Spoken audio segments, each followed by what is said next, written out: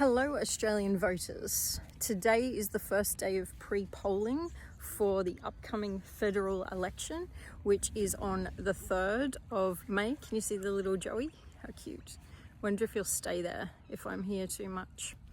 And I just wanted to talk about buildaballot.org.au, which is really good to help you rank how you want to put your candidates and parties.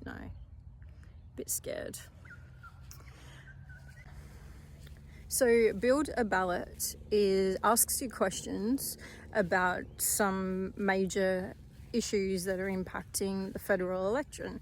So say, for example, cost of living, housing, environmental stuff. And then it uses whatever you select and your answers, and it then ranks them, and it adds this to the different candidates that are available. And the candidates are ranked in order, like a percentage order. So if you agree the most with a particular party, that party would get the most percentage points. Here's another little wallaby. Hey cutie. And then you select your electorate after you've answered all those questions. You've selected what works for you the most, and then it will give you a list of your candidates and the parties in your electorate. So for example, in Queensland and my particular electorate, I will have something different than your other Queensland electorate, or if you're in, say, Western Australia. And then what you can do is drag or rearrange, so you can keep the exact same order that it's told you to use, or you can create a different order.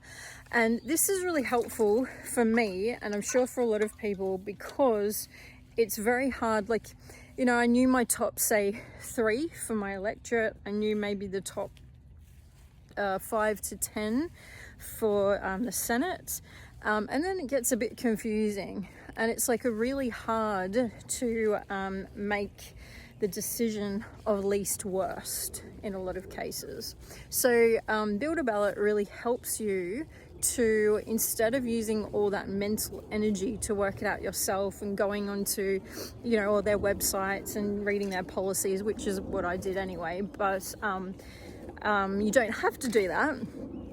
And you can just use the percentage and order it in that way.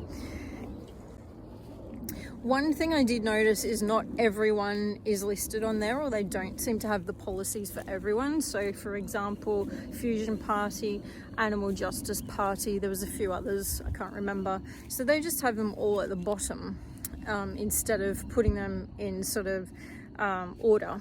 So I would suggest that you check out those people that they haven't got in some sort of order, so that you can find out who they are and what they do.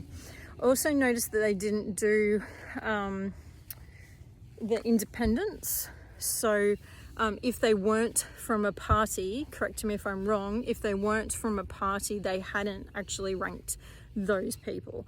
So that's another thing to look at as well. So the community independents might not be on there. I'll do a video about that later.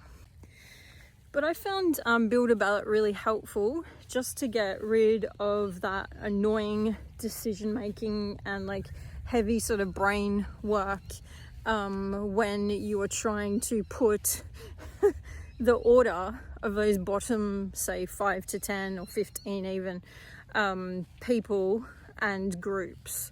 So it was really helpful to me to see, okay, these are the highest percentages in the green. I'm definitely going to put them up the top. These ones that I'm not getting as high a percentage, I can maybe shift them around if I disagree with the order. But yeah, there was a few, it was very similar to what I had worked out on my own with the policies. It was just some of, the reordering. I thought I did reorder it a bit based on what Build a Ballot said, so it was really helpful.